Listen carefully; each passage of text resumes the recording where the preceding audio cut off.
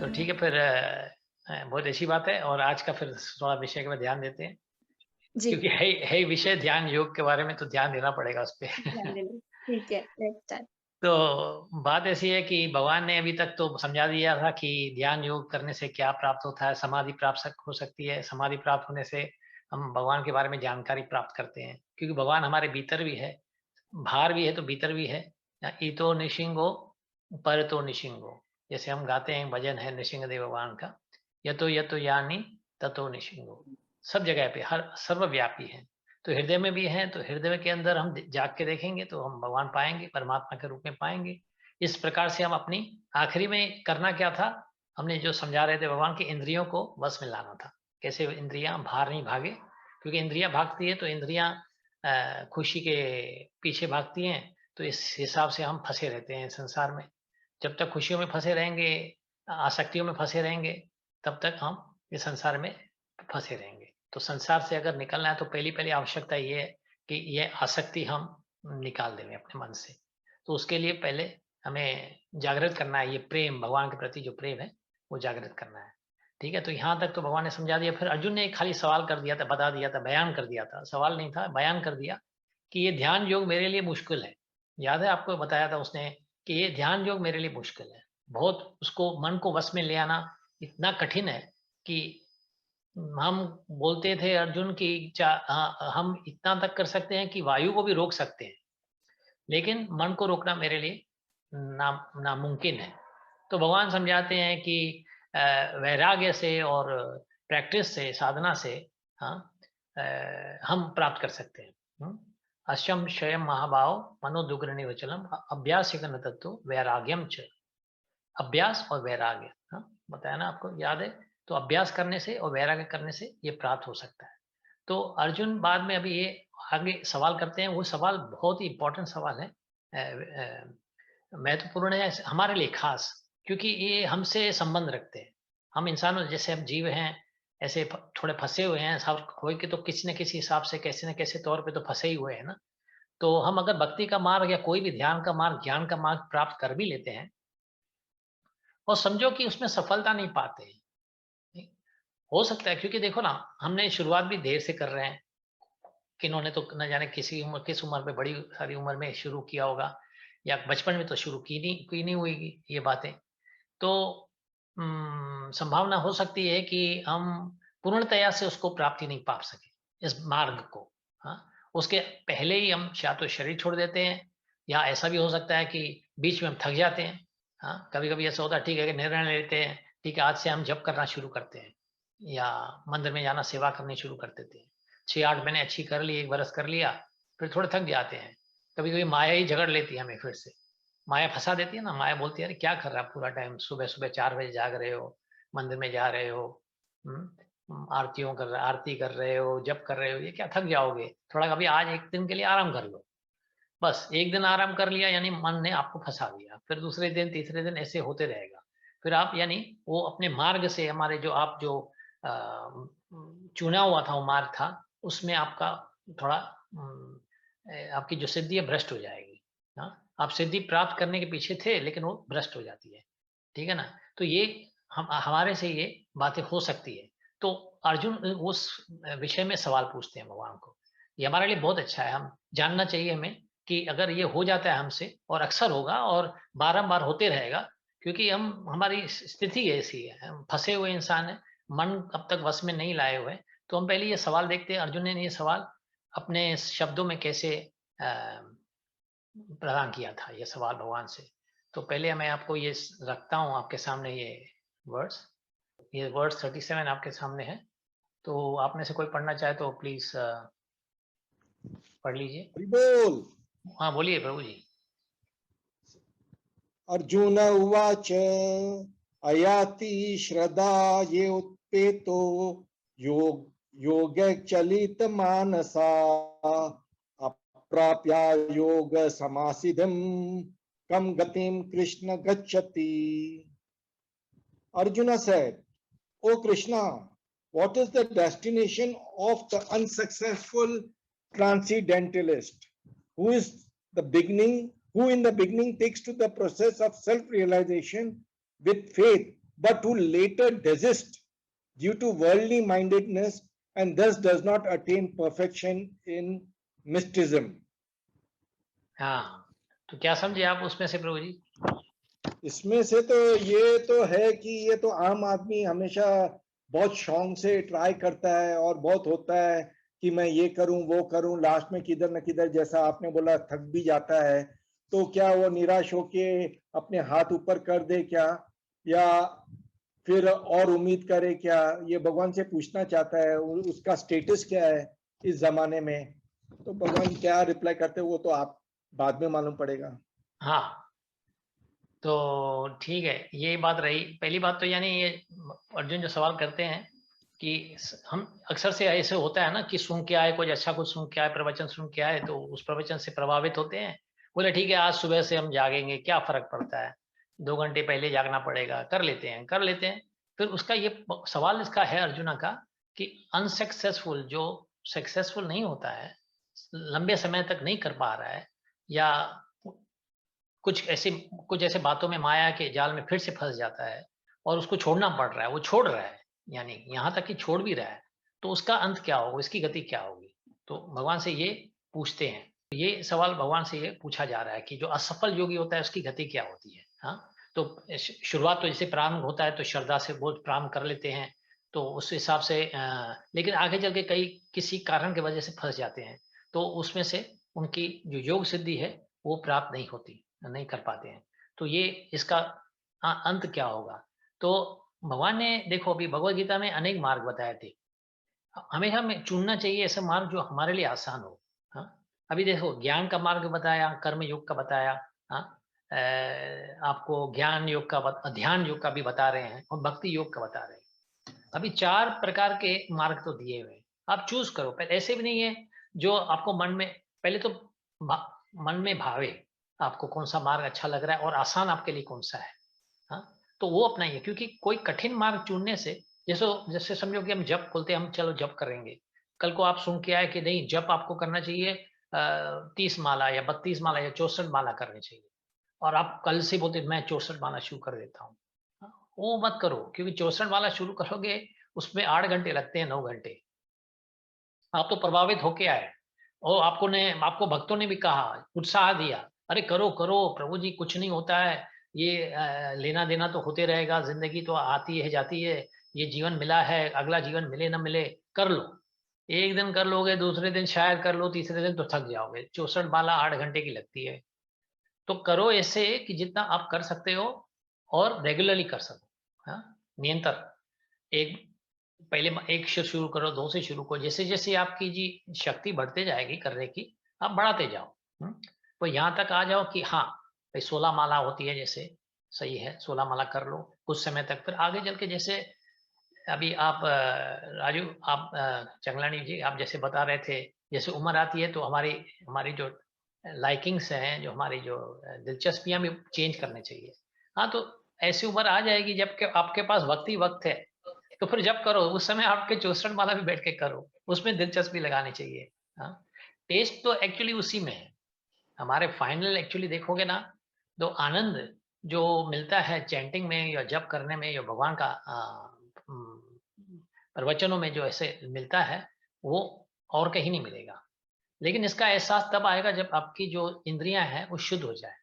इंद्रियों में गंदगी लगी पड़ी है, जैसो कि अभी जैसे समझो कि कोई सिगरेट लेता है, वो सिगरेट की आदत इतनी पड़ जाती है उसको कि सिगरेट लिए बिना वो जी नहीं पाता। हमने देखे हुए हैं ऐसे लोग, ऐसे उतावले होते रहते हैं, वो समय आता है सिगरेट चाहिए, पूछते रहते हैं आपके पास है? कल को अगर खत्म हो गया, वो समाप्त हो गया, तो पूछते, दूसरों से भी पूछते, मांग के लेते हैं। तो ये क्यों होता है? क्योंकि ये इंद्री तो खुशियां चाहती है, अभी उसने ये गंदगी में यानी ये सिगरेट में खुशियां चुन ली थी। लेकिन अगर यही खुशियां भक्ति में चुन लेते, तो वो भक्ति के बिना नहीं रह पाता। वो सुबह जागता, बोले ये क्या हुआ, आज की रात मेरी लंबी क्यों हो रही है। कोई कोई तो भक्त ऐसे होते हैं जो उनको समझो 3 बजे उठना होता है, हाँ, तो सोने के बाद देखते हैं अभी तक 2 बजे, अरे क्यों लंबी हो रही है, 3 क्यों नहीं बज गए, चलो मुझे उठना है, जल्दी जल्दी जागते, चलो 2 बजे चले जाग लेते हैं। वो अपने प्रार्थना और अपने जप करने लगते हैं। तो हमारी एक्चुअली जो है लाइकिंग्स जो होती है, जो हमारी टेस्ट होती है, दिलचस्पियां जो होती हैं, वो क्रिएट की जाती है। हाँ, शुरुआत में कड़वी लगती है, जैसे इंडियन को किसको बोलो करेला खाना या ऐसे जो सब्जियां होती है कड़वियाँ थोड़ी होती है, तो वो तो अभी आदत पड़ गई, वो खा लेता है। बाहर वाले को बोलो पहले दिन करेला खाओ, उसको नहीं मजा आएगा। एक दिन एक समय एक आ जाता है हमारे में भी कि वो करेला भी मीठा लगने लगता है। अच्छे तरह से अगर बनाते हैं तो वो खा लेते हैं।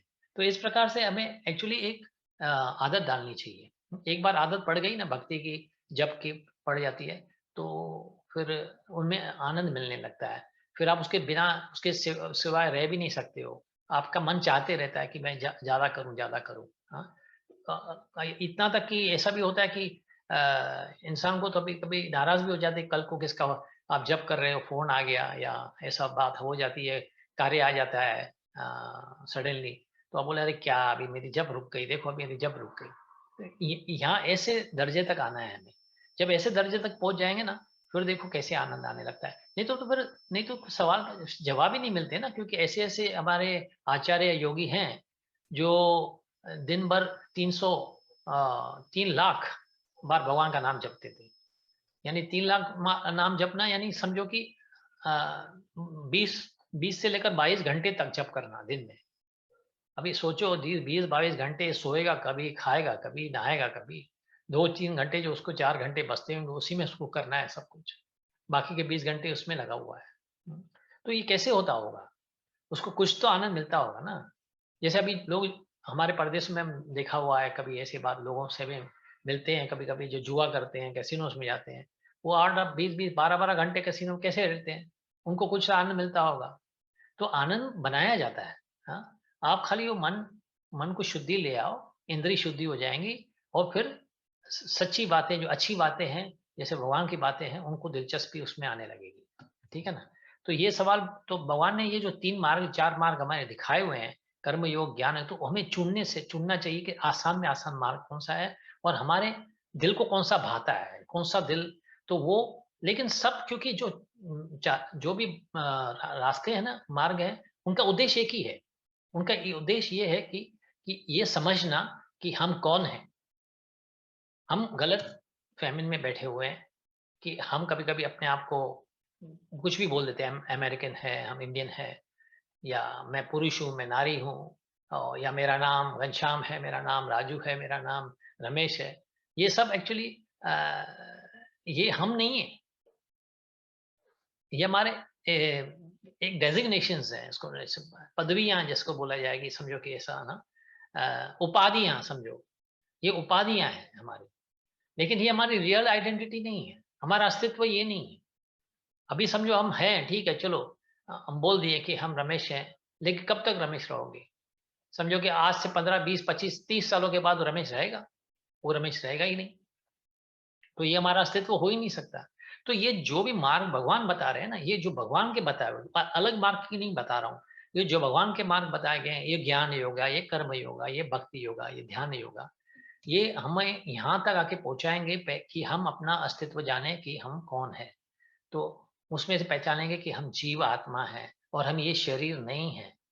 हम कितने अपने शरीर का ख़्याल करते हैं, कितना उसकी देखभाल करते रहते हैं। आपकी ज़िंदगी का देखोगे बहुत सारा समय तो उसी में चले जाता है। काम-काज क्यों करते हैं? बोलते हैं कभी काम किसी से बोले जाओ कि काम क्यों करते हो इतना? बोले पेट पूछ पापी पेट के लिए। जवाब ऐसे आता है पापी पेट के लिए काम कर रहा हूँ। तो यानी अपने शरीर के लिए, पेट के लिए किया तो यानी शरीर के लिए किया। सजाना भी होता है तो शरीर को ही सजाते हैं। हाँ, ज्वेलरी वगैरह खरीदनी होती है, अगर अच्छे-अच्छे कपड़े पहनने होते हैं, तो वो भी शरीर को ही सजा रहे हैं। हाँ, तो सुलाना होता है अच्छे बिस्तरों में, तो वो भी शरीर को सुलाना होता है, उसको उसी का आराम के लिए हम सोते हैं अच्छे-अच्छे बिस्तरों में। तो ये पूरे टाइम हम शरीर में लगे हुए हैं और हालाँकि हम शरीर है नहीं, जो यही तो हमें ये सब समझा रहे हैं, हम शरीर है नहीं। हाँ, तो क्यों? तो उसमें से क्या पता चलता है हम अगर शरीर नहीं है तो हम कौन है? हम आत्मा हैं। वो आत्मा क्या होती है? शाश्वत होती है, आनंद तथा ज्ञान से संपूर्ण होती है। हाँ, सच्चित आनंद। हाँ, शाश्वत आनंद और ज्ञान से संपूर्ण। हाँ, यही हमारा अस्तित्व है। और तो और फिर हम ये भी जान लेते हैं इन मार्गों के द्वारा कि हमारे हमारे निर्माता कौन है? क्रिएटर। हम ऐसे तो नहीं आए ना, ऐसे ही पैदा होके आए क्या? कि हमारे माँ-बाप हमारे निर्माता हैं। हमारे माता-पिता ने हमको ठीक है, वो ज़रिए हैं, इंस्ट्रूमेंट्स हैं, उसके द्वारा हम आए हुए हैं।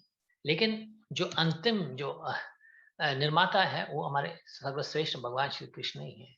तो उसमें से ये भी जानकारी मिल जाती है, हम शरीर नहीं है, हम आत्मा है, हमारे निर्मात्मा कौन है, और हम ये भी जान लेते हैं हमारा रिश्ता उस निर्माता से कौन सा है। निर्माता से हमारा रिश्ता कौन सा है, हमारा रिश्ता कौन सा है उस निर्माता से, हम उसके चाकर हैं, इसके नौकर हैं, सेवक हैं, हाँ, अंश हैं। हाँ, मामेवाम से जीवलोक जीवभूत सनातन, ठीक है, हम अंश हैं लेकिन हम उसके सेवक भी हैं। तो ये मार्ग हमें ये सिखाते हैं कि ये कौन है, आखिर में ये भी समझाते हैं कि हम उसके करीब कैसे जा सकते हैं। तो अगर ये कौन से भी मार्ग हम उसका पालन कर लेते हैं तो कभी ना कभी हम अपने उस चरम लक्ष्य तक पहुंच जाएंगे, हम उसको प्राप्त कर लेते हैं। हाँ? तो ऐसे ये बात हमें सेकेंड चैप्टर में भगवान ने समझाया था, हाँ, अध्याय में, कि दिव्य मार्ग में थोड़े से प्रयास करने से, अगर थोड़ा भी प्रयास करते हैं ना, मिनिमम समझो कि कम से कम प्रयास करते हैं, उसमें मोक्ष की बड़ी आशा हो जाती है, संभावना हो जाती है कि आपको मोक्ष मिलेगा, क्योंकि आप इस दिव्य मार्ग के में थोड़ा प्रयास किया हुआ हो। हाँ, कभी कभी ऐसे शुरुआत तो करो, देखो देखो सही उसमें कैसा बेनिफिट होता है। हाँ, तो खास तौर पर भक्ति योग जो मार्ग है इस विशेष है क्योंकि इस युग के लिए बहुत ही विशेष है। हाँ, तो क्योंकि ये क्या है, देखो अलग अलग जो मार्ग होते हैं ना, वो घुमा फिरा के आपको भगवान की तरफ ले जाते हैं, लेकिन जो भक्ति मार्ग है ना, वो प्रत्यक्ष है, वो डायरेक्ट है। हाँ, द मोस्ट डायरेक्ट, इससे डायरेक्ट हो ही नहीं सकता है, इसके आपको सीधे अपने आपको आपको भगवान के करीब ले जाएगा। हाँ, तो इसका भगवान का साक्षात्कार होगा। सिर्फ अपना साक्षात्कार तो जानना होना जरूरी है, लेकिन ईर्ष्य का साक्षात्कार भी होना जरूरी है। तो ये श्रेष्ठतम प्रत्यक्ष मार्ग ये है, कौन सा, भक्ति का मार्ग है।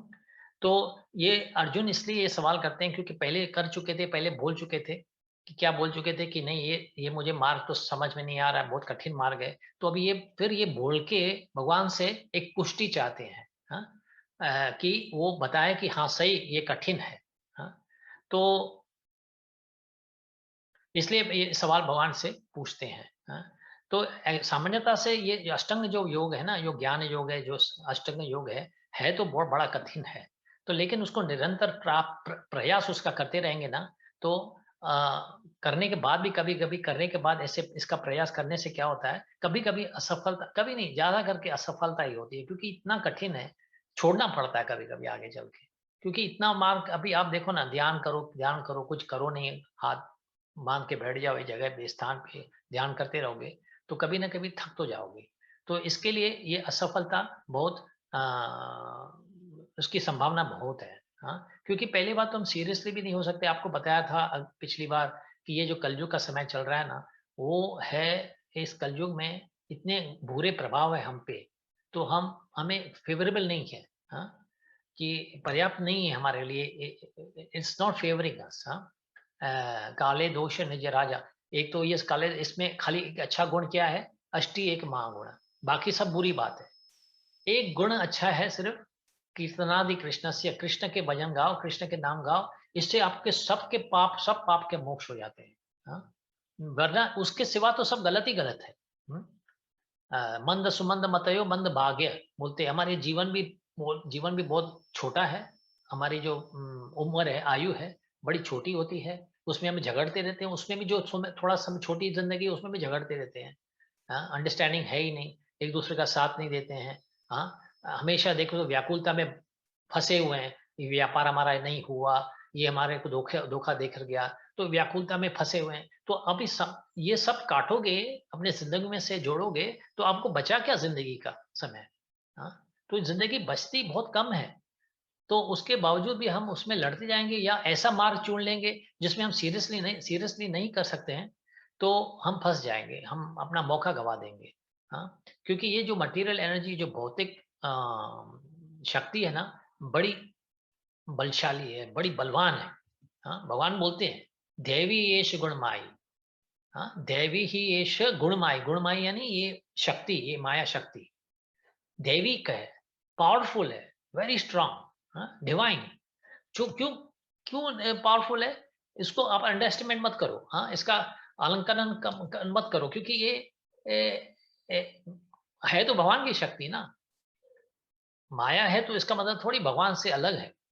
है माया भगवान की शक्ति है, तो इज वेरी पावरफुल, क्योंकि कृष्णा पावरफुल है तो शक्ति भी पावरफुल होगी। तो ये शक्ति अनेक करोड़े लाखों जीवन तक हमें फंसाते आ रही है। हाँ, अभी भी फंसा रही है, आगे चल के भी फंसाएगी। हाँ, तो हम अगर दिव्य अनुशासनों का पालन करते हैं, अगर जैसे अच्छे-अच्छे काम करते हैं, हाँ, जैसे मंदिरों में जाना या जप करना, संतों से मिलना, भक्तों की सेवा करना, तो उससे फिर हम की संभावना हमारी कम हो जाएगी। जैसे ये मोहित होने की संभावना कम हो जाएगी, क्योंकि हम उनका हमारा जो साथ होते हैं, जब हम साथ में होते हैं ना, टुगेदर होते हैं, तो ये संभावना कम हो जाती है। तो इसलिए ये माया से लड़ने का रास्ता ही एक है। हाँ? भक्ति करो और संगत में करो। एसोसिएशन एसोसिएशन बहुत इंपॉर्टेंट है। भक्त के संग ढूंढो। बोलता है ऐसे सवाल करते हैं, कभी कभी हम दूर रहते हैं, भक्त आमने सामने है नहीं। आजकल तो देखो ना, मीडिया की वजह से आप कहीं भी आप कनेक्ट कर सकते हो, किसी से भी कनेक्ट कर सकते हो भक्तों से। मीडिया तो फैसिलेट हो गई है, हमें आसानी से हम कर सकते हैं। ऊपर से तो प्रभुपाद की जो पुस्तकें हैं, हाँ, वो भी अच्छे हैं, वो भी पढ़ लो, उससे भी संग मिलता है, प्रभुपाद का संग मिल जाता है, क्योंकि जो पढ़ते रहोगे आपके सामने प्रभुपाद आ जाते हैं। लेकिन अगर हो सकता है, अगर अच्छा तो ये होगा, अगर आपने सामने कोई मंदिर है, आप उसकी खोज ना करो। हाँ, वैसे देखो, जब भी घूमने का समय होता है, तो जब भी इतवार आता है, सोचते हैं आज कहाँ घूमने जाना है, फिर देखते रहते हैं, गूगल में ढूंढोगे, कोई नए शहर में जाते हो तो गूगल से पूछते हो या कहाँ कहाँ घूमना है, तो उस समय कितनी मेहनत करते हैं ढूंढने के लिए, घूमने के लिए। लेकिन जब ऐसा काम आता है भक्ति का, तो कभी ढूंढते हैं कि मंदिर ऐसा होने चाहिए कि आप कहीं नए जगह पे भी जाओ ना, तो आप जाने का पंडित बोलते हैं, जहाँ पे आप जाओ तो दो बातों का ध्यान रखो। जिस शहर में जा रहे हो उसमें कृष्णा मंदिर है कि नहीं है। अगर कृष्णा मंदिर नहीं है तो मत जाओ उस शहर में। पहली बात तो मत जाओ, क्योंकि प्रसाद नहीं मिलेगा आपको, आप बाहर का रास्ते का खाना खाओगे। और दूसरी बात ये है कि एक मित्र भी होने चाहिए। ये मित्र अगर हो और कृष्ण का मंदिर हो, तो यानी आपकी जो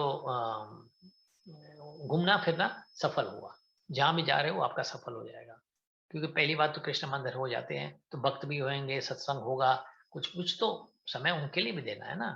आपको जब मैं फ्री टाइम मिला हुआ है, आप हॉलीडेज कब लेते हो, फ्री टाइम में लेते हो। अब फ्री टाइम मिला है तो खाली मौज करने के लिए थोड़ी है, भगवान के लिए भी देना चाहिए ना। तो अब घूमने जाओगे तो बोलेगा अभी मंदिर कहाँ जाऊँ, मैं तो घूमने जा रहा हूँ। नहीं, जहाँ जा रहे हो वहाँ मंदिर ढूंढ लो। मंदिर तो है, इस्कॉन के मंदिर खास करके तो आजकल दुनिया के ऐसे बड़े ऐसे शहर कोई नहीं है जहाँ पे ये मंदिर नहीं हो। मंदिर तो जरूर होते हैं, तो आपको ये करना जरूरी है। हाँ, तो अभी आगे चल के भगवान बोलते हैं कि ये जो ब्रह्म प्राप्ति के मार्ग जो होता है, उसमें भ्रष्ट होना आसान है, वो हो सकता है, इंसान हो सकता है। तो ये ऐसे होता है जैसे कि समझो कि आप बादल है, आकाश में बादल होते हैं ना, तो कभी कभी एक छोटा बादल बड़े बादल से जुड़ने की कोशिश करता है, तो नहीं जुड़ पाता है, तो बेचारे का अस्तित्व ही गुम हो गया। एक आकाश में, एक विशाल आकाश में वो गुम हो जाता है बादल। तो हमारी भी ऐसी, अर्जुन ऐसे बोलते हैं, स्थिति ऐसी हो सकती है कि हम कोई मार्ग चुन लेते हैं, फिर मार्ग चुनने के बाद उसकी गति भी प्राप्त नहीं करते हैं, तो फिर न हम इधर के रहे न उधर के, हम संसारी सुख भी नहीं पाए, क्योंकि हमने ऐसा मार्ग चुन लिया। जैसे कोई मार्ग चुनते हो तो उसमें त्याग तो करना पड़ता है ना। कुछ ऑस्टेरिटी करनी पड़ती है, कुछ खुशियों जो हमारे संसारी कामकाज है उसको भी थोड़ा कम करना पड़ता है। तो इस वजह से हम यानी समझो कि दो प्रकार के अवस्थाएं हैं। एक तो है समझो भौतिक अवस्था, जिसपे आपको मौज, आराम, ऐश ऐसा सब मिलता है। और दूसरा है आध्यात्मिक अवस्था, जहाँ पे आपको अपना भौतिक कार्य रोकना पड़ता है, सब गतिविधियां जो उसकी रोकनी पड़ती है, और खुशियों का त्याग करना पड़ता है।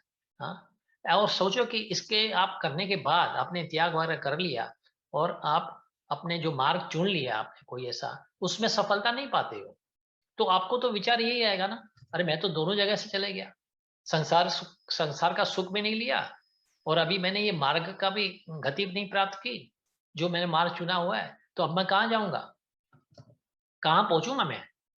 हाँ, तो ये एक प्रकार का इंसान ये सोच सकता है। तो अर्जुन ये सवाल पूछते हैं, तो क्या ये तो यानी इंसान यानी गुम हो गया फिर तो। हाँ, तो ये बोलते हैं ये मेरा ये संदेह है। हाँ, तो ये भगवान कृष्ण के सामने रखते हैं, ये मेरा संदेह है, मेरा प्रश्न है आपसे कि आप मेहरबानी करके हमें ये मेरा प्रश्न का जवाब दीजिए। हाँ, क्योंकि आपके अतिरिक्त और कोई है ही नहीं कि ये मेरा संदेह को दूर कर सके। हाँ, क्योंकि कृष्ण जो है ना वो भूत, वर्तमान और भविष्य के बारे में सब जानते हैं। हाँ, तो भगवद गीता में प्रारंभ में ही भगवान ने बोल दिया था, जो भी जीव है ना उसकी व्यष्टि, जो जीव व्यष्टि होते हैं उसके रूप में उसका भूतकाल भी होता है, वो और प्रेजेंट भी है और फ्यूचर भी हो, भविष्य में भी होगा। हाँ, वो उसकी अस्तित्व वो गवाएगा नहीं, वो विद्यमान अभी भी है, पहले भी था और आगे भी होगा, विद्यमान होगा। हाँ, उसकी व्यष्टि होगी, वो गुम नहीं होने वाला है। तो तो उसको क्लेरिफाई करने के लिए ये सवाल किए जा रहे हैं कि हम आगे चल के तो ठीक है, आपने बोल दिया था कि हम भविष्य में भी होएंगे, एग्जिस्टिंग होएंगे, विद्यमान होएंगे, लेकिन वर्तमान में और जो जो पिछले समय में हम जो हो चुके हैं उसका क्या होगा, यानी हम तो वो गवा लेंगे ना। तो कृष्णा से इसलिए पूछ रहे हैं क्योंकि कृष्णा के सिवाय और कोई ऐसा जानता नहीं है, क्योंकि कृष्णा जो है वो असम उर्दुवा उसको बोला जाता है। असम उर्दुवा यानी वो उससे कोई बेहतर नहीं है या उसके समान भी कोई नहीं है। हाँ, तो ये संदेह इसलिए भगवान के सामने रखा जा रहा है कि आप मुझे ये समझाइए। तो भगवान जवाब क्या देते हैं, अभी ये जवाब हमें पढ़ना जरूरी है क्योंकि सवाल तो हो चुका है और अब भगवान अभी क्या जवाब देने वाले हैं हम देखते हैं। ठीक है, अभी ये कोई पढ़ लेगा आप में से? Shall I read, Prabhu? या please. Shri Bhagavan Uvacha. Partha naiveha namutra vinashastasya vidyate nahi kalyana kritakaschid durgatim tatha gachati. Translation is, the Supreme Personality of Godhead said, Son of Pritha, a transcendentalist engaged in auspicious activities does not meet with destruction either in this world or in the spiritual world. One who does good, my friend, is never overcome by evil. Okay, so you continue one more verse because it's connected. हाँ, तो connected है। एक अभी ये तो आगे वाला भी पढ़, भले इंग्लिश में पढ़ लो पूरा खाली। Okay. The unsuccessful yogi, after many years of enjoyment on the planets of the pious living entities, is born into a family of righteous people or into a family of rich aristocracy. Okay, and one more. Or, if unsuccessful after long practice of yoga, he takes his birth in a family of transcendentalists who are surely great in wisdom. Certainly, such a birth is rare in this world. Okay, very good. Thank you very much. तो देखा आपने, भगवान अभी क्या जवाब में दे रहे हैं कि आप इतना भी मत घबराइए, ऐसा कुछ होने वाला नहीं है। जो तुम्हारा भ्रम है ये सब तुम्हारा भ्रम ही है कि अगर असफलता पा लेते हो, हाँ, तो असफलता की वजह से इसका मतलब नहीं कि आप जो आपने प्रयास किया हुआ है वो सब गवा दोगे। इस संसार के विषय में ऐसा हो सकता है, संसारी बातों में ऐसा होता है कि आपने जो भी समझो कि इस जीवन में कमाया, आप मरने के बाद जब आप शरीर छोड़ जाते हो तो जितनी कमाई है आपको तो छोड़ के जानी पड़ती है। अगला जीवन अगर शुरू करोगे तो जीरो से शुरू करोगे, तो आपके जो भी भौतिक प्राप्तियां हैं सब गवा लेते हो। लेकिन भगवान बोलते हैं कि ये योग में ऐसा नहीं होता। अगर कब कौन सा मार्ग ले लेते हो, कौन सा योग मार्ग ले लेते हो, योग सिद्धि का मार्ग ले लेते हो, तो उसमें आपको कोई भी नुकसान नहीं होगा। अगर आपने खाली 1% भी समझो अगर प्रोग्रेस किया, प्रगति पा ली, 1%, हार्डली कुछ नहीं होता है 1%, फिर भी वो 1% आपके हिसाब में जमा हो जाएगा। ऐसे ये दूसरे अध्याय में समझाया जा रहा है, नेहाभिकर्म नाशोस्ति प्रत्यवायो न विद्यते स्वल्पम अपश्य धर्मस्य त्रायते महतो भयात्, कि इस कार्य में जो है ना किसी प्रकार का नुकसान नहीं है। अगर थोड़ा भी हम इसमें लाभ पा लेते हैं तो वो हमको बचा के रखता है। कोई भी खतरा आ जाए हमारे सामने, उसे हमें बचा के रहता है। और हम शुरुआत कहाँ से करेंगे, जहां पे हमने छोड़ा हुआ है। सब जो हमने हासिल कर लिया 1% या 2% प्रोग्रेस या जो प्रगति हमने हासिल कर ली पिछली जिंदगी में, दूसरी अगले वाली जिंदगी में वहीं से कंटिन्यू करेंगे। हमें ऐसी फैसिलिटी दी जाएगी, अभी भगवान बताएंगे, ऐसी फैसिलिटी दी जाएगी ताकि आपने जो प्राप्त कर रही हो आपके साथ साथ आप। तो यही फर्क है भौतिक प्रगति में और हमारे संसारी प्रगति में, यही फर्क होता है। संसारी बातें हम सब छोड़ के जाएंगे, हमारे जो भी हमने हासिल किया वो सब गवा देंगे, लेकिन हमारी जो संसारी जो आध्यात्मिक प्रगति है वो हमारे साथ साथ चलती है। तो भगवान उसको बोलते हैं आप इतने विचलित मत हो, इतने दुखी मत हो कि आप जो भी आप हासिल कर रहे हो आपको आपके साथ चलेगा। बोलते हैं कि असफल जो योगी होता है, जो पहले तो क्या होता है, भगवान समझाते हैं कि दो प्रकार के योगी होते हैं, डिविजन्स होते हैं, श्रेणियां जिसको बोलते हैं classes. Let's say there are 2 classes of असफल योगी। एक तो होता है जो थोड़ी उन्नति करके वो भ्रष्ट हो जाता है, उसने पूरी उन्नति नहीं की है, और दूसरा जो होता है उसने दीर्घकाल तक योग अभ्यास किया हुआ है, बहुत योग किया है। हाँ, डिफरेंस ये होता है, किसने समझो कि 1 बरस तक, समझो लेट्स पुट ऑन फिगर्स, 1 बरस उसने कुछ योग किया हुआ, भक्ति योग कर लिया या किसी प्रकार का भी योग कर लिया, और दूसरा है वो 40 वर्षों तक किया हुआ है। तो अभी दोनों का डिफरेंस तो है। तो अभी वो क्या होता है कि जो जिसने कम जो किया हुआ है मार्ग में, यानी भक्ति मार्ग या जो भी मार्ग उसने चुना हुआ था, जो उसने योग कम अगर किया हुआ है, तो वो उसको स्वर्ग लोक में भेजा जाएगा पहले। क्योंकि क्या उसमें अब तक मन में कुछ कामनाएं थी, इसलिए तो कम किया उसने। कब क्यों किया? क्योंकि उसके मन में कामनाएं थी, तो उस कामनाएं की पूर्ति के लिए उसको पहले स्वर्ग लोक में भेजा जाएगा, और स्वर्ग लोक में वो पूरा आनंद लेगा उसमें, और आनंद लेने के बाद फिर पृथ्वी लोक में आएगा। और उसको कहीं ना कहीं अच्छे स्थान में रखा जाएगा ताकि वो वहां से कंटिन्यू कर सके। वहां पर आनंद लेने के बाद उसके समझो मन की जो भावना थी, तो वहां वो मन की भावना उसकी उसकी तुष्टि हो जाएगी। तो फिर इस लोक में फिर भेजा जाएगा जहां पे कोई सदाचारी ब्राह्मण वैष्णव के घर पे उसका जन्म हो सकता है, उसको दिया जाएगा। या तो कोई धनवान जो है कुल, उसमें उसका जन्म दिया जाएगा उसको। तो ये सौभाग्य की बात है। वास्तविक उस उद्देश्य ये होता है कृष्ण भावनामृत का कि सर्वोच्च सिद्धि प्राप्त करें। हमें हमें करना क्या है? जो प्राप्त करना है तो सिद्धि सर्वोच्च हो, ताकि हमको ये बातें नहीं देखनी पड़े कि फिर हम स्वर्ग लोक में भेजे जाएंगे। अब बोलोगे आप स्वर्ग लोक में जाने में क्या खराबी है?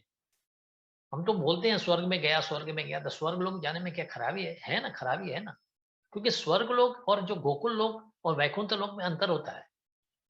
स्वर्ग लोक तो देवी देवता रहते हैं, और हम भी जा सकते हैं स्वर्ग लोक में अच्छे कार्य करने के बाद, और वहां जी सकते हैं। लेकिन जब हमारे पुण्य समाप्त हो जाते हैं, उस स्वर्ग लोक से हमें लौटना पड़ता है, और जब लौट के आएंगे फिर हम पृथ्वी लोक में कर्म योगी कर्म भूमि में आएंगे, और फिर से कर्म करने पड़ेंगे, और फिर हमें उन्नति पानी पड़ेगी, फिर से उन्नति का प्रयास करना पड़ेगा।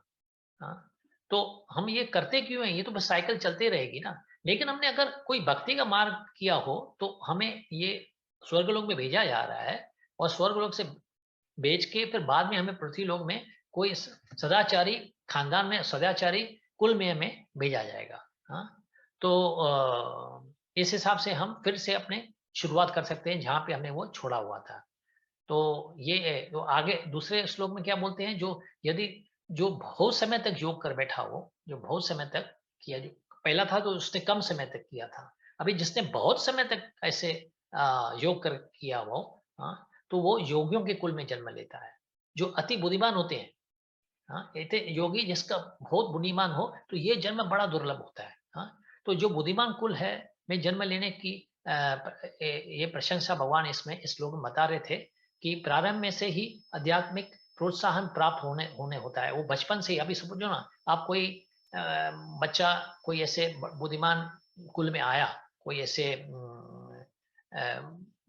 वैष्णव के घर में आ जाता है, बचपन से ही माता पिता उसको अच्छे संस्कार देने लगते हैं, वो समय ही नहीं गवाता, उसको स्वर्गलोक में जाने की जरूरत नहीं पड़ती है, क्योंकि उस पर कामना तो थी नहीं, वो किसी कारण उसका सफलता आ गई थी, तो उसको अभी एक ऐसे सदाचारी और ऐसे वैष्णव घर में आना पड़ रहा है जहां से पहले दिन से ही उसकी ट्रेनिंग शुरू हो जाती है। अच्छी ट्रेनिंग मिलती है उसको। कोई गोस्वामी का घर हो, कोई आचार्यों का कुल हो, उसमें उसको ट्रेनिंग मिलनी शुरू हो जाती है। इस प्रकार वे आगे चल के गुरु बन जाते हैं, क्योंकि उनको ट्रेनिंग इतनी अच्छी मिलती है। तो ऐसे प्रकार के जो ऐसे खानदान बहुत है हमारे इंडिया में, आचार्य लोग ऐसे वगैरह हैं, लेकिन जो इस परिवार में अच्छे बच्चे पैदा होते हैं और उनको अच्छा परवरिश मिलती है, उनको अच्छी ट्रेनिंग मिलती है। वैसे प्रभुपाद ने एग्जाम्पल दिए हुए थे कि जैसे उनके गुरु थे भक्तिसिद्धांत सरस्वती ठाकुर, अभी उनका जन्म हुआ था भक्ति विनोद ठाकुर के घर पे हुआ था। कितना तो सुंदर खानदान था। बचपन से ही उनको यही सिखाया जाता था कि कृष्ण कौन है, कृष्ण भक्ति कैसी की जाती है, यात्राएं कैसी होती है, जैसे रथ यात्रा कैसी की जाती है, मंदिरों में जाना, मंदिरों में सेवा करना, प्रसाद का खाली ग्रहण करना, ये सब इसको बचपन से सिखाया जाता था। हमारे हमारे आचार्य, हमारे गुरु जैसे भक्ति शिला प्रभुपाद जी भी, वो भी ऐसे कुल में पैदा हुए थे। तो इन ऐसे कुल में पैदा होना ये बड़ी दुर्लभ बात है, बड़ी सौभाग्य की बात है कि ऐसे वो ऐसे कुल में आए, और उनके वजह से आज देखो तो हम सब ये ज्ञान प्राप्त कर रहे हैं। तो ये अंतर है। तो भगवान बोलते हैं कि नुकसान कुछ नहीं होगा अगर आपकी असफलता पहले यानी समय के पहले आ जाती है, तो ये आपको प्राप्त हो सकता है कि आपको फिर से आना पड़ेगा, लेकिन आपको इस ऐसे कुल में भेजा जाएगा कि जिस कुल में आप फिर से आगे चल के अपनी भक्ति का कर सकते हो। हाँ, तो ये जन्म पाकर पूर्व जन्म की दैवी चेतना, जो आपके पूर्व जन्म की जो चेतना थी ना, उसको पूर्ण प्राप्त करते हो। हाँ, इसलिए जैसे आप कोई ऑफिस में काम करते हो, तो ऑफिस में टेबल जब भी दिन समाप्त हो जाता है तो आप टेबल छोड़ के जाते हो। हाँ, और नेक्स्ट डे जब भी आते हो काम करने थे, तो टेबल जैसे पड़ी है वहीं से रिस्टार्ट करते हो ना, जो कल किया फिर थोड़ी दोहराते हो। आपने जहां तक अपने हिसाब किताब किया हो, जो भी कार्य किया हो, वहीं से रिज्यूम कर लेते हो ना। तो ये भी ऐसा ही है कि हम ऐसे एक जीवन छोड़ना यानी एक शरीर छोड़ना एक ऐसा ही है कि एक रात के बराबर है। जैसे हम रात को सोते हैं तो ये एक छोटी सी मौत ही समझो है। हाँ, एक प्रकार की मौत है। हम उस समय तो हम जानकारी नहीं होती हमारे खुद के बारे में जब सोए होते हैं। तो लेकिन जब भी अगले दिन जब भी काम पे चढ़ते हैं तो सब याद आ जाता है। पिछली रात हमने क्या किया था, पिछले दिन हमने क्या किया था, सब याद आ जाता है। और फिर कार्य वहीं से शुरू करते हैं जो हमने पिछले दिन छोड़ा हुआ था। तो हमारी जो शरीर छोड़ना भी ऐसा ही होता है। हाँ, तो अगर हम भक्त पहले थे तो अभी भी अगले जीवन में भक्ति रहेंगे। तो ये भगवान ने ये गारंटी दी हुई है कि आप चिंता मत करो। जो भक्ति की बात है, बाकी जो भौतिक साधनाएं हैं, जो भौतिक प्राप्तियां हैं जो हमारे हाथों में है, वो सब हम गवा देंगे। तो ये एक ऐसी कथा भागवतम में समझाई जा रही थी। एक है भरत महाराज की कथा, आपने बहुतों ने सुनी होगी। ये भरत महाराज की कथा बड़ी सुंदर कथा है। तो उसमें से आपको स्पष्ट हो जाएगा कि ये कैसे अगला जीवन और पिछले जीवन से कनेक्शंस कैसी होती है, स्पेशली स्पिरिचुअल कॉन्सेप्ट्स में। हाँ, आध्यात्मिक कॉन्सेप्ट में ये कनेक्शंस कैसी है। तो भरत महाराज बड़े ऐसे अच्छे बड़े राजा थे। ये हमारा जो भारतवर्ष है, वो नाम ही उसके बाद ही पड़ा हुआ है। हमारे भारतवर्ष का नाम उस भरत महाराज के बाद ही पड़ा हुआ है। तो बड़े अच्छे भक्त थे।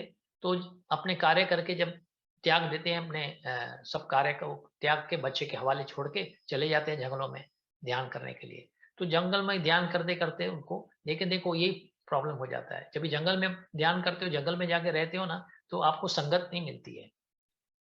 संगत बड़ी जरूरी है, क्योंकि संगत बिना क्या आप फिर आपका मन भी फिर सा जाता है।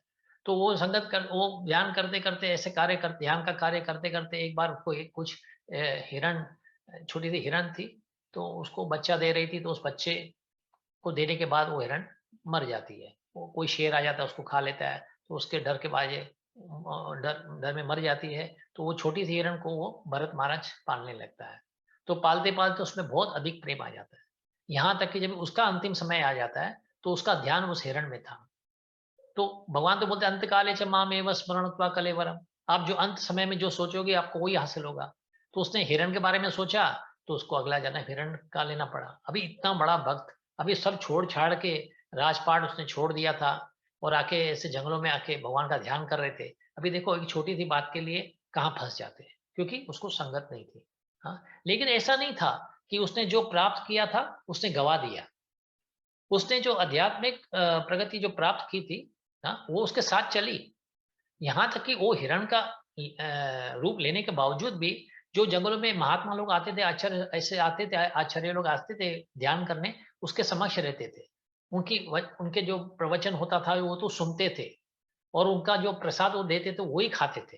तो ये सोचो ना कि क्यों हुआ, ऐसे जानवर वैसे करते तो नहीं है, लेकिन ये अनोखा जानवर था क्योंकि पिछले जन्म में वो भक्त था। तो उसको कुछ ऐसी त्रुटि की वजह से, इसकी छोटी सी त्रुटि हुई थी, तो उसके वजह से इसको फिर जन्म लेना पड़ रहा था। फिर उसके बाद जो तीसरा जन्म हुआ वो ब्राह्मण के घर में हुआ, और उस ब्राह्मण के घर के बाद जब उसको एहसास हो गया कि मेरी गलतियां क्या हुई है, तो ये दूसरी बात होती है। जो भक्त होते हैं भगवान उनको ख्याल भी देते हैं, उनको स्मृति भी देते हैं कि ऐसा करो वैसा करो, भगवान उसको गाइड करते हैं। हाँ, क्योंकि वो पता है भगवान को, वही तो भूत वर्तमान और भविष्य तीनों वही तो जानते हैं ना। तो वही तो बोल रहे हैं, जो उसका भूतकाल था उसको जानते हैं कि पहले भक्त था तो उसको मुझे छोड़ना नहीं चाहिए, तो उसको आसानी से रूप दिखाते हैं, आसान का रास्ता दिखाते हैं। तो उस मार्ग में आके जब वो ब्राह्मण के घर में पैदा होता है तो उसको ध्यान दिया गया था कि तुम भक्त हो और तुम भक्त की मार्ग में रखो। तो अपने आप को पागल करवा के समझा, लोगों के सामने पागल की एक्टिंग करते थे। हाँ, ताकि कि लोग इसके सामने नहीं आवे और ये भगवान में पूरा ध्यान दे सके। तो इसका आखिरी ये जन्म था, उसके बाद उसको मुक्ति हो जाती है और भगवान के क्षेत्र में चले जाते हैं, भगवान के धाम चले जाते हैं। तो ये इसमें से पता चलता है कि कैसे हमारा जो हमने आध्यात्मिक लाभ प्राप्त किया हो किसी जन्म में, जितना प्राप्त करें, जैसे भरत महाराज के केस में था कि वो गवाते नहीं है। हाँ, तो हम हमारे साथ ही चलेगा और हम उसको प्राप्त करके आगे चल के बढ़ सकते हैं। तो ये आगे चल के फिर एक हरिदास ठाकुर के भी प्रभुपाद एग्जाम्पल देते हैं कि जैसे हमने बताया था कि 3 लाख बार जपते थे, हालांकि वो मुसलमान थे। हाँ, मुसलमान होने के बावजूद भी भगवान कृष्ण के नाम जपते थे। हाँ, और उसके पीछे जो मुसलमान राजा थे और जो पुलिस वाले थे उनके पीछे लगे होते थे कि आप मत करो, ऐसे करते हो तो हमारे दूसरे मुसलमान भी वो देखते हैं आप क्या कर रहे हो, तो उनको भी उनका भी मन भ्रष्ट हो जाएगा उनके हिसाब से। यानी कृष्ण भक्ति करना यानी मन भ्रष्ट करना हुआ, तो ऐसे मत किया करो, लेकिन वो करते रहे थे। तो चैतन्य महाप्रभु ने उनको नाम आचार्य का उपाधि दे दी कि आप नाम आचार्य हो, नाम के आचार्य। क्योंकि 3 लाख बार कौन जपता है? ऐसे ऐसे कुछ ऐसे थोड़े से होंगे, जैसे भक्ति सिद्धांता भी थे, वो भी किए, उन्होंने भी किया हुआ था कुछ समय के लिए, लेकिन इसने तो जिंदगी भर किया हुआ था। हाँ, अब मुसलमान होने के बाद तो इसमें से क्या प्रतीत होता है? इसमें प्रतीत ये होता है कि पिछले जन्म में इन्होंने अच्छे पुण्य किए थे। हाँ, यानी ऐसे भक्ति भाव किया हुआ था, ऐसे नहीं कि इसी कोइंसिडेंटली इस जिंदगी में उनको ये शुरुआत हो गई थी, पिछले जन्म में किया हुआ था, ताकि आज उसको ये मौका मिलता है ये करने का ना। तो इस हिसाब से आगे बढ़ते बढ़ते भगवान आखिर में हमें एक जगह पे ले आते हैं, जहाँ पे आखिर में समझाते हैं कृष्णा कि बोलते हैं कि ये जो सब भक्ति के मार्ग है, जो भी है, जो योगी पुरुष तपस्वी हो या ज्ञानी हो या सकर्मी हो, हाँ, उससे कोई भी दूसरा मार्ग बेहतर नहीं है, बढ़कर नहीं है। मार्ग लेना तो यही मार्ग लो, तपस्वी का लो, ज्ञानी का लो, सकाम कर्म का लो या कर्म का लो। लेकिन आखिर में ये रोक के आके हमें एक समझाते हैं, ये इसकी कंक्लूजन है भगवान की। तो हम वो वर्ष पढ़ लेते हैं, भगवान की कंक्लूजन आखिर में क्या होती है। बोल तो दिए ये अलग अलग मार्ग है और अलग अलग मार्ग का फायदा क्या है, लेकिन अभी ये मार्गों का उनकी निष्कर्ष क्या है वो भगवान आपको समझाते हैं। ये मैं ही पढ़ लेता हूँ। योगिनाम अपि सर्वेषां मद गतिरांतर आत्मना श्रद्धावान भजते यो माम से में युक्त तमो मता। राजू भाई, आप अगर वो हिंदी में अगर पढ़ लो ट्रांसलेशन तो अच्छा रहेगा। हाँ जी, हाँ जी, हाँ जी। और समस्त 47 और समस्त योगियों में जो योगी अत्यंत श्रद्धा पूर्वक मेरे परायण है, अपने अंतःकरण में मेरे विषय में सोचता है और मेरी दिव्य प्रेमा भक्ति करता है, वह योग में मुझसे परम अंतरंग रूप से युक्त रहता है और सबों में सर्वोच्च है। यही मेरा मत है। राइट, देखा आपने, भगवान यानी बोलते हैं कि ये अलग अलग मार्ग तो हैं, लेकिन सर्वश्रेष्ठ मार्ग जो है वो जो किस प्रकार के योगा है, जो इसमें समस्त योगियों में जो से बोलते हैं, जो अत्यंत श्रद्धा पूर्वक, जो पूरी श्रद्धा से मुझ में ही लीन हो जाता है, मुझ में ही ध्यान देता है। हाँ, अपने अंदर में मुझे, अपने भीतर में मुझको ही देखता है। हाँ, तो वो उसका रिश्ता भी मेरे से जुड़ा हुआ होता है। वो बोलते हैं भगवान कि ये सच्चा, यही मेरा मत है कि ये सबसे सर्वोच्च भक्त है। तो यानी सब समझाने के बाद भी सॉरी मैंने आपको ये बंद नहीं किया हुआ, सब समझाने के बाद भी भगवान आखिर में यही समझाते हैं कि एट द एंड जो भक्ति का मार्ग है, जो मुझ में ध्यान देता है, मेरी सेवा करता है और मुझसे जुड़ा हुआ है, वो बड़े सबसे ऊंचा में ऊंचा मार्ग वही है, वो जिसको है बोलते हैं, जिससे को भक्ति मार्ग बोलते हैं। अभी ये महीना आने वाला है, जैसे हमारा 20 तारीख से शुरू हो रहा है, आपके देशों में भी शायद वही तारीखें होगी, दामोदर का महीना आने वाला है। ये दामोदर का महीना, ये हमारे भक्ति का महीना है। हाँ, इसमें इतना पुण्य, इतना लाभ है, तो आप अंदाजा भी नहीं लगा सकते हो इसमें क्या लाभ मिल सकता है।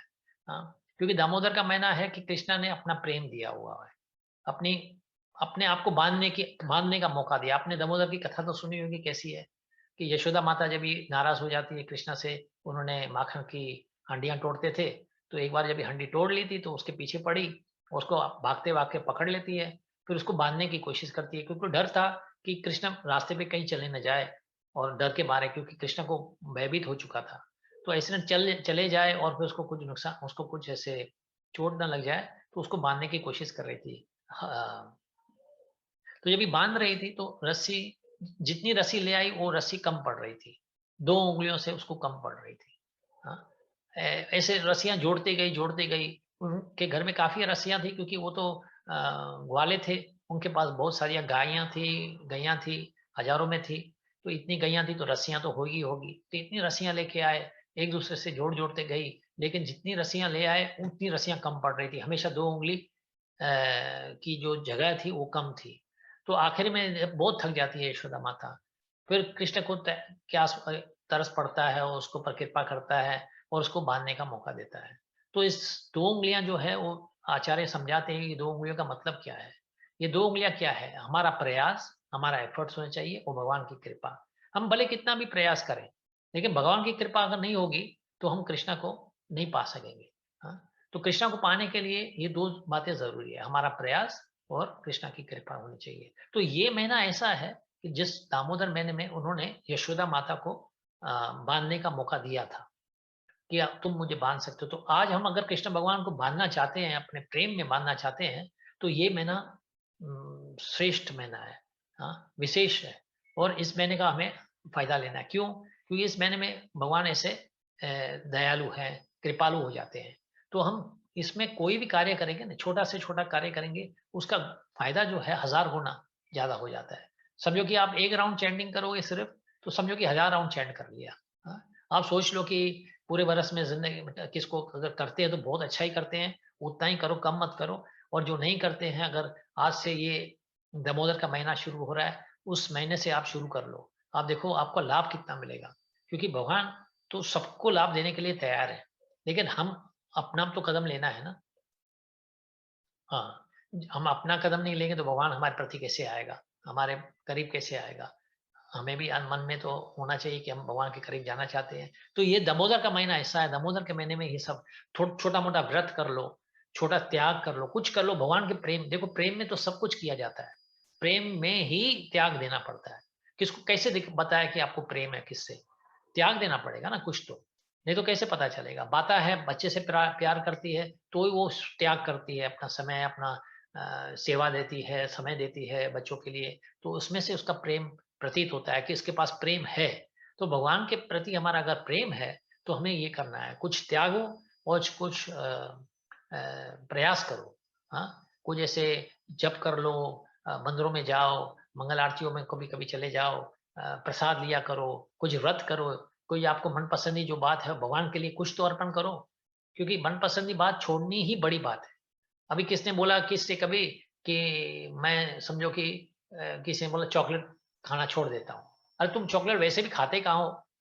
समझो कि किसने चॉकलेट जिंदगी में खाता ही नहीं हो, बोलता मैं चॉकलेट खाना छोड़ देता हूँ, तो वो कौन सा त्याग हुआ? हाँ, त्याग ऐसे करो जैसे कि आपकी मनपसंदी बात है, तो आप उसको बोलते हो मैं 1 महीना ये दामोदर के महीने में भगवान के प्रेम, भगवान के लिए मैं नहीं खाने वाला हूँ। लेकिन ऐसे भी मत करो कि त्यागो और पूरे महीने उसके बारे में सोचते रहो।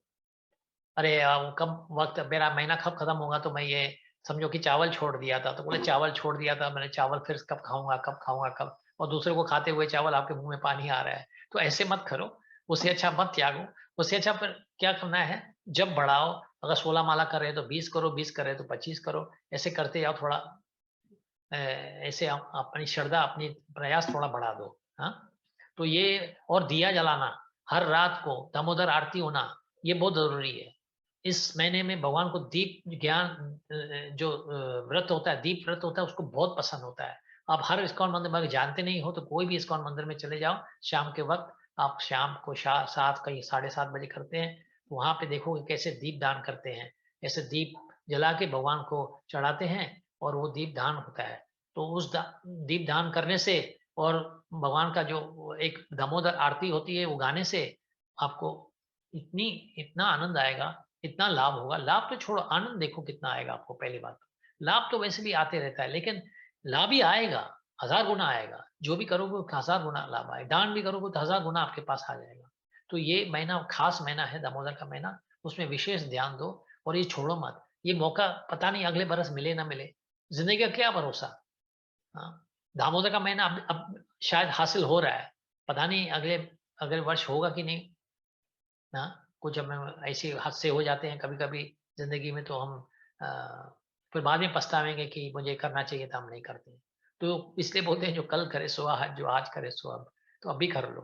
हाँ, जो आ रहा है दामोदर का महीना, उस समय आप उसका आनंद ले लो, उसका फायदा ले लो। तो बहुत बहुत शुक्रिया, thank you very much for your time. I am sorry, थोड़ा मेरे ख्याल से इंटरेक्टिव नहीं कर पाए इस समय, क्योंकि समय भी शॉर्ट था थोड़ा, और ये चैप्टर समाप्त करना था। तो इससे आज का चैप्टर, ये ध्यान योग का चैप्टर समाप्त होता है। अगली बार फिर हम 7वें चैप्टर से शुरू करेंगे। तो हमने करीबन तीसरा हिस्सा भगवद गीता का कर लिया है। इस समय में हम आपस में जो बैठते हैं, मिलते हैं, तो तीसरा, क्योंकि 18 अध्याय हैं हमारे भगवद गीता में, हमने 6 अध्याय कर लिए हैं, तो तीसरा 1/3 भगवद गीता हमसे हो गई है, तो उसका पुण्य मिलेगा। और विषय भगवत दामोदर के महीने में जब जो दिन में हम करेंगे, तो उसमें हम दामोदर लीला के बारे में भी चर्चा करेंगे थोड़ी बहुत, थोड़ा भजन भी गाएंगे और थोड़ा भगवद गीता का भी पाठ करेंगे। तो जरूर आइएगा, दामोदर के महीने में छोड़िएगा नहीं, बड़ा अच्छा मौका है। आप भी आइए, दूसरों को भी, अपने रिश्तेदारों, अपने मित्रों को भी बोलिए। ये महीना आप जितना ये भी करोगे, प्रवचन करते हो और या प्रचार करते हो इसके बारे में, वो उसका भी आपको फायदा मिलेगा। अभी कोई आपके जरिए और कोई आता है और सुनता है, उसको लाभ मिलता है, तो आपको भी लाभ मिल जाता है उसमें से। हाँ, तो आप जोड़ने की कोशिश कीजिए and you will be very happy, I am sure. Okay, thank you very much. आपको कोई ऐसा कोई सवाल हो या कुछ ऐसी कमेंट्स देने हो, तो please you raise your hand और you just start asking the question. Hare Krishna. हाँ विशाल जी बोलिए। प्रभु जी, I just want to know, मुझे सिर्फ ये जानना है कि आत्मा का फीचर्स और हमारे शरीर के फीचर्स में क्या समानता है, या कुछ समानता है या नहीं है। जैसे हमारे शरीर में we have brain, like you know, हमारे पास ब्रेन है, आंखें हैं, एक बॉडी के फीचर्स हो गए।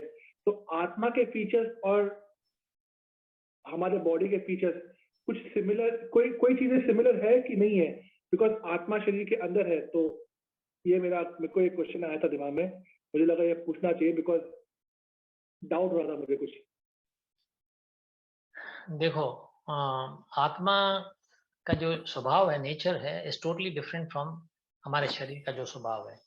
हमारे शरीर को हमने बोला, पहली तो बात है, डिफरेंस ये है कि अशाश्वत है, is temporary, and other is eternal. जो नेचर है, हम जो बार बार बोलते हैं, आत्मा इज सच्चित आनंद स्वरूप, विच मीन्स शाश्वत है, आनंद पूर्वक है, और ज्ञान पूर्वक है। तो ज्ञान, आनंद और शाश्वत, इटर्निटी, ये क्वालिटीज है हमारे आत्मा की। और हमारी जो शरीर है इज जस्ट द ऑपोजिट, अशाश्वत, और अज्ञानी है, और इसमें आनंद नहीं है। We are trying to search for it. हम इंद्रियों के द्वारा वो सुख ढूंढने की कोशिश करते हैं, लेकिन सुख मिलता नहीं है। बट बाय नेचर आत्मा हैज दिस नेचर। बाकी रही बात ये जो हम देख रहे हैं या सुन रहे हैं, उसको आत्मा की जरूरत नहीं पड़ती है। आत्मा का कनेक्शन सिर्फ डायरेक्टली कृष्णा से होता है, भगवान से होता है। और भगवान के जरिए, अगर आत्मा में जैसे भगवान है, वो उसका स्वरूप जो है, वो अपने कोई भी अंग से कोई भी कार्य कर सकते हैं। हाँ, तो हम भी आत्मा हैं जो भगवान के ही अंश हैं, तो एज आत्मा we can do anything, any activity can be done by any part of our atma because we are knowledgeable, completely knowledgeable, सर्वज्ञानी है, हम ज्ञान पूर्वक है. It's not that, ठीक है, शेप वैसे ही है जैसे हमें the consciousness gets a shape as per your activity. हमें इंसान का शेप इसलिए मिला गया है कि इस समय हमारे आत्मा को इंसान का शेप है. जैसे आप जैकेट पहनते हो, आपका जैकेट का शेप क्या होता है? आपके शरीर का शेप जैकेट का शेप होता है. जैसे शरीर है, आप कोट बनवाते हो तो कोट की साइज और शेप कैसे होता है? जैसा आपका शरीर है. तो उसी हिसाब से शरीर एक जैकेट है, एक गारमेंट है, एक कपड़ा है जो आत्मा पे चढ़ाया जा रहा है. तो आत्मा का भी शेप यही है जो आपको आपका शरीर का है. तो आत्मा का शेप बदलते जाएगा आप एज पर योर कॉन्शियसनेस. अभी हम इंसान का रूप लिए हुए हैं तो हमको इंसान का रूप मिला हुआ है. कभी जानवर का होगा तो जानवर का रूप दिया जाएगा. तो वो रूप बदल एज पर द कॉन्शियसनेस को रूप होता है. लेकिन आत्मा बाय मेरा मेन पॉइंट ये था बिकॉज हमें कहलाया गया है कि वी आर फॉरेन सोल. हम लोग यहाँ पे भौतिक जीवन में है बिकॉज हम उसका धाम के जो परम धाम है वो छोड़ के हम यहाँ पे हम वास कर रहे हैं. तो यहाँ पे जो हमारा जो हमें जो यहाँ पे लाया गया है वो आत्मा के कुछ तो किया होगा जो लाइक नो कुछ तो डिसीजन लिया होगा आत्मा ने तभी, या कुछ तो ऐसा किया होगा कि उस वजह से हमें यहाँ पे आना पड़ा है. तो वो चीज करने के लिए कुछ तो इंटेलेक्चुअल चाहिएगा, कुछ तो यूज किया होगा. तो वो फीचर्स मेरे को जानना कि क्या आत्मा में भी दिमाग होता है या लाइक कुछ तो ऐसा किया होगा कि that's why we are falling down to this material world. या सी सिंपल बात है प्रभु जी. देखो, हम जब भी परलोक में थे, भगवान के साथ थे, तो हमारा एक ही कार्य था. हम बार बार बोलते रहते हैं कि हम हैं भगवान के सेवक. तो सेवक का क्या कार्य होता है? मालिक की सेवा करना, राइट. अगर आप समझो आपके पास ड्राइवर है, आप गाड़ी चलाते, आपके पास गाड़ी है और ड्राइवर है आपका, तो आपका ड्राइवर का क्या काम है? आपकी सेवा करना. आपको कहाँ जाना है आपको ले जाए. सोचो कि ड्राइवर एक दिन आपको बोल दे आप गाड़ी चलाओ, मैं पीछे बैठता हूँ, मुझे कहाँ ले चलो, तो आपको कैसे लगेगा? आप क्या करोगे? उसको बोलोगे भाई तुम आज से नौकरी छोड़ दो, तुम मेरे सेवक होने के बदले मेरे मालिक बनने चाहते हो तो आप मेरा काम छोड़ दो. तो यही हमारी परिस्थिति थी वहां पे. जैसे कृष्णा थे, हम थे उसके सेवक थे. देखते देखते हम ऐसे मन में आशा आ गई कि हम भी कृष्ण भगवान के जैसे आनंद ले. गोपियों के साथ हम भी नाचे, गोपियों के जैसे इसकी सेवा कर रही हैं भगवान, माता पिता के जो मित्र की सेवा कर रहे हैं, हम भी हमारी भी सेवा की जाए. तो भगवान का यही कहना है कि जब तक आप मालिक बनना चाहते हो तो अब जाके भौतिक संसार में मालिक बनने की कोशिश करो. और यही कर रहे हैं.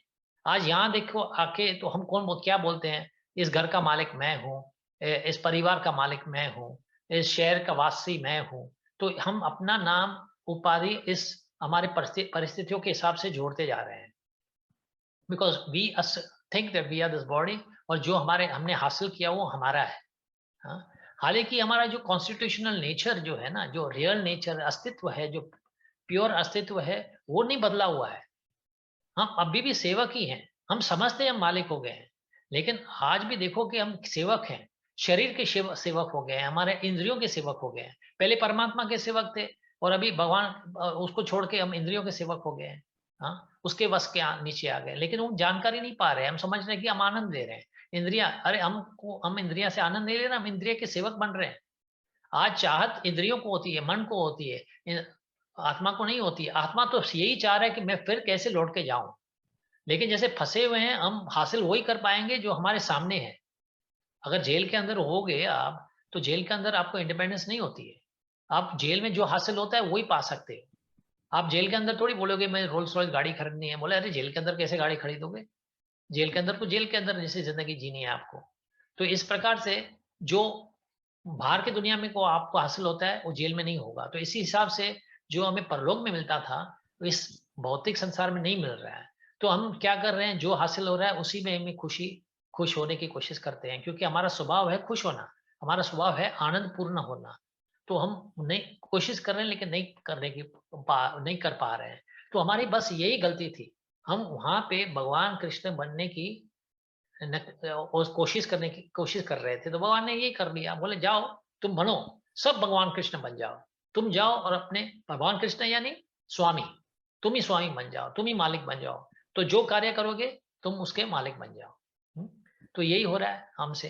तो ये हमारी त्रुटि है, यही एक छोटी सी गलती है। अच्छा, दूसरी गलती क्या है? यहाँ आके भगवान को विसारना, उसको भूल जाना, ये दूसरी गलती है। कितनों को भगवान कृष्ण याद है? कितने जानते हैं कि भगवान सर्वश्रेष्ठ, भगवान हमारे माता पिता है, और जानते भी हैं तो क्या करते हैं उसके उसके प्रति?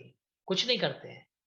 हाँ, तो ये हमारी दूसरी गलती है। पहली गलती है स्वामी बनना, कृष्णा जैसे बनना, और दूसरी गलती है कृष्णा को भूल जाना। हाँ, जब तक हम कृष्णा को फिर से स्मरण नहीं कर लेते हैं उसका, और उसको याद नहीं आ जाते हैं, जब तक कृष्णा, उसके प्रति हम जाएंगे ही नहीं, कोशिश ही नहीं करेंगे, क्योंकि जानते नहीं है कौन है कृष्णा। हाँ, देखो ना, ये कितना दुर्भाग्य की बात है। इतने संसार में इतने लोग हैं और हमारे पास ऐसे तो फिर बहुत जन्म लग जाएंगे फिर तो। नहीं, जन्म लगेगा हमारे ऊपर है। जैसे अभी अभी हमें हमें तो देखो इस वक्त तो आज और हम आपस में जो बैठे हुए हैं वो भाग्यशाली लोग हैं। हम सब एटलीस्ट जानते तो हैं कि भगवान कौन है। हाँ, डेस्टिनेशन तो जान ली ना हमें। अभी अभी गति तो जान ली, कौन सी गति लेनी है। देखो पहले होती थी आपको कहाँ जाना है आपको पता नहीं, अभी तो गति तो पता चल गई। अभी बस मार्ग लेना है, उसके पीछे बाकी भगवान प्रयास करना है। जैसे आज कथा सुनाई, प्रयास करते चलो, भगवान की भी जो कृपा तो आएगी ना। वैसे तो कठिन है, अगर अपने ही प्रयास से करने जाएंगे तो लाखों करोड़ क्या अरब जन्म लेने पड़ेंगे, तभी भी नहीं हो पाएगा। लेकिन जब प्रयास करने लगेंगे तो कृष्णा बोलते हैं कि ये यथामाम प्रपद्यन्ते ताम सदैव भजाम्य हम। तुम जैसे जैसे मेरे करीब आने की कोशिश करोगे, मैं भी आपके करीब आऊंगा। तो दोनों आमने सामने आने लगेंगे, जैसे वो भी सामने आएंगे, हम भी तो जल्दी जल्दी हमें उसको प्राप्त कर सकते हैं। हाँ, लेकिन कोशिश करनी है तो। लेकिन हाँ, ये बात है, जो जानकारी जिसके पास नहीं है भगवान के बारे में, ये ज्ञान के बारे में, प्रभु जी ये ज्ञान ऐसा है, सच बताएं तो कभी कभी ऐसी बातें वो निकलती हैं, किसको हम जब ये पुस्तक प्रदान करते हैं कि ये भगवान की ये भगवद गीता है या कोई प्रभुपाद के लिखे हुए कोई पुस्तक है, तो बोले कितने के? बोले कितना मत पूछो, जितना मन में आए दे दो, क्योंकि अगर मैं दाम बोलूंगा ना, इसके दाम ही नहीं है। आप बताओ ना, भगवान की जानकारी का दाम हो सकता है क्या? स्कूल एजुकेशन का दाम हो सकता है, संसारी बातों का, लेकिन भगवान आज किसको पता नहीं भगवान है कौन।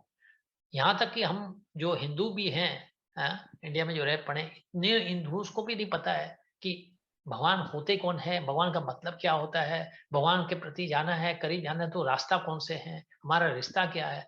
बहुत सारी बातें हैं जो हम हिंदुओं को भी नहीं पता है। तो ये दुर्भाग्य की बात है, क्योंकि ये हमारा, ये तो जैसे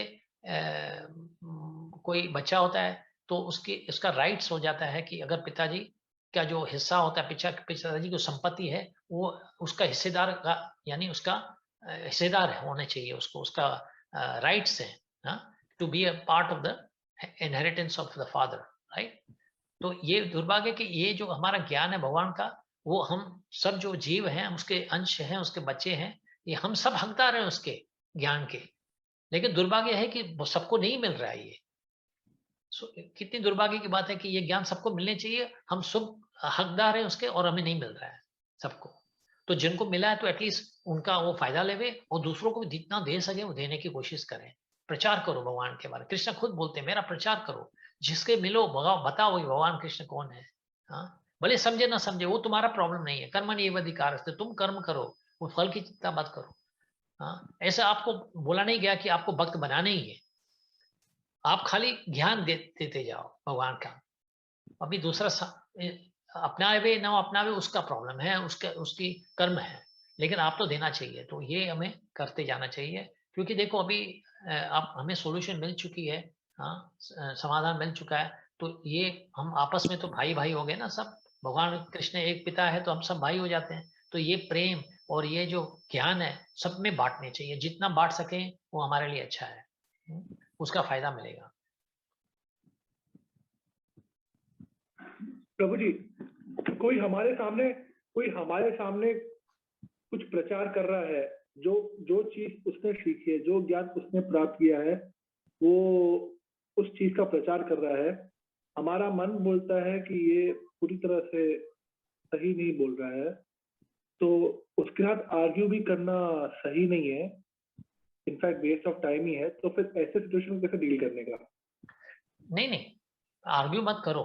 देखो उन्होंने, जैसे हमारी मीटिंग्स कभी होती है, इंटरफेथ रिलीजियस मीटिंग्स होती हैं, अलग अलग जो धारणा के लोग मिलते हैं आपस में, लीडर्स आते हैं, तो वो अपने आप प्रवेश करता है, फिलोसफी धारणा प्रवेश करता है, मैं अपनी धारणा प्रवेश करता हूँ, और दूसरा कोई अपना बोल देते हैं। अभी देखो जिसको समझ में आया तो आया, जैसे बादल हैं, वो देखते हैं कि पानी कहाँ पड़ने वाला है। अब बारिश कहाँ पड़ती है? जरूरी है कि खेतों में खाली पानी पड़े? समुद्र में भी पड़ती है, पहाड़ों में भी पड़ती है, समुद्र में पड़ती है। समुद्र में पानी गिरा तो वो तो समझो भ्रष्ट हो गया, वो तो नुकसान ही हो गया। समुद्र का पानी खारा हो जाएगा, गंदगी ऊपर गिरेगा तो गंदा पानी हो जाएगा। तो पानी जो बादल है वो नहीं सोचते हैं, वो बरसते जाते हैं, जहां पे उनका बरसने का वक्त आ जाता है वो बरस जाते हैं। तो हमें भी ऐसा करना है, आप प्रचार करते जाओ, किसने स्वीकार किया, नाराज होने की जरूरत नहीं है। सामने वाला नहीं स्वीकार कर रहा है तो ठीक है, आप कृष्णा तो जानता है ना कि आपने कोशिश की, कृष्णा तो जान रहा है ना, वो तो परमात्मा के रूप में बैठे हुए, वो जान रहा है कि आपने प्रयास किया, ठीक है, आपको उसका फल मिलेगा। फल हम भगवान से मतलब है ना। देखो भगवान अगर नाराज है हमसे और सारी दुनिया खुश है तो वो क्या फायदा हमारे लिए। और अगर भगवान खुश है हम पे और सारी दुनिया हमसे नाराज है तो हमें परवाह ही नहीं है, परवाह ही नहीं, क्योंकि भगवान हमसे खुश है। हमें तो देखना है कि भगवान हम पे कैसे खुश हुए, हम पे कैसे हम प्रेम बरसाए अपना खुद का। तो संसार तो ऐसा होते रहेगा। देखो इसका इतना भी हमें नकारात्मक ऐसी एटीट्यूड नहीं रखनी है, नेगेटिव कि कोई नहीं इस्तेमाल, कोई नहीं समझेगा, कोई नहीं। तो ऐसे अगर नहीं होता तो अभी प्रभुपाद की किताबें हैं, जैसे बोलते मिलियंस में, पता नहीं अभी कितने मिलियंस कॉपीज जब से प्रभुपाद की कॉपी से डिस्ट्रीब्यूट होने शुरू हुई हैं, तो मिलियंस में चले गई है, लोगों को मिली हुई है, दी गई। तो कैसे गई है? लोगों ने स्वीकार किया हुआ है ना, वो उनको फल मिलेगा। वो अज्ञात सुकृति है, उन्होंने पुस्तक देखी या कृष्ण की पिक्चर देखी या वो शास्त्र को हाथ भी लगाया तो उसको पुण्य मिलता है उसको।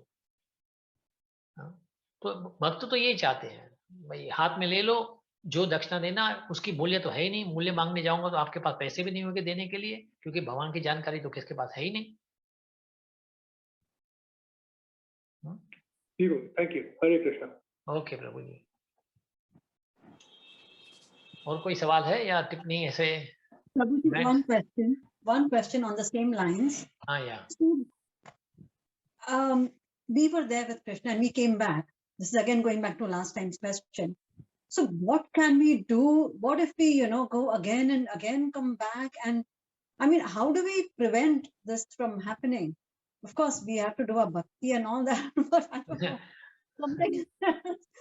What I'm asking is a guarantee, and there is no guarantee.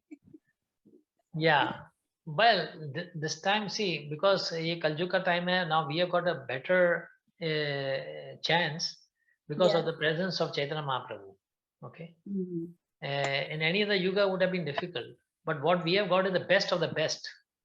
Sarvo Oj, what is the best of the best? Chaitanya Mahaprabhu आए हुए हैं and he has given the best. It's the holy name of Hare Krishna mantra, So with that you are guaranteed, because Kale Dosha Nija Raja Bhagavatam is saying, Sukadev Goswami is saying, Ashti Ek Mahaguna, the biggest quality, the biggest guna is Kirtanadhi Krishnasya Mukta Sangam Param Rajet. When you chant the holy name, you will be liberated from all your sinful reactions. Okay. It will not happen. The thing is, we have to have faith and continue. ये सोच के कि एक बार भूल की हुई है, फिर से भूल करके फिर लौट के आएंगे, फिर क्या होगा? No, but this holy name will protect us. Because we are actually, you see, not everyone in this creation is come in this material world. What we are, जो हम हैं इस भौतिक संसार में, we are only 25% of the Jivatmas. Only 25%. The rest of the Mukta Atmas, they are there in the spiritual world already, and they are still there since the beginning of the time.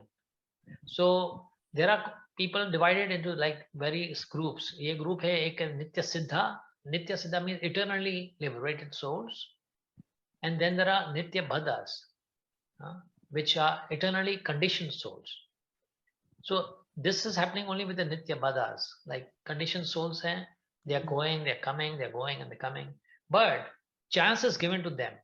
When the Damodar months come, and special occasions जब आते हैं, जन्माष्टमी आती है या ऐसे ऐसे मौके आते हैं, और उस समय अगर जो जो बताया गया है हमें और उसको ग्रहण करते, उसको अपनाते हैं वो रास्ते को, या chanting and things like that, then we can become also Nitya Siddhas. Then we can go back and never come back again. But we have to follow the process. Not invent, not speculate, and don't have fear. As long as, see, Bhaktivinoda Thakur also says in his bhajan, he says that doesn't matter in which form I come or Krishna sends me. As long as ऐसा हो कि कृष्णा मुझे हमेशा जहां भी भेजे, अपना भक्त के रूप में भेजे, तो I am happy.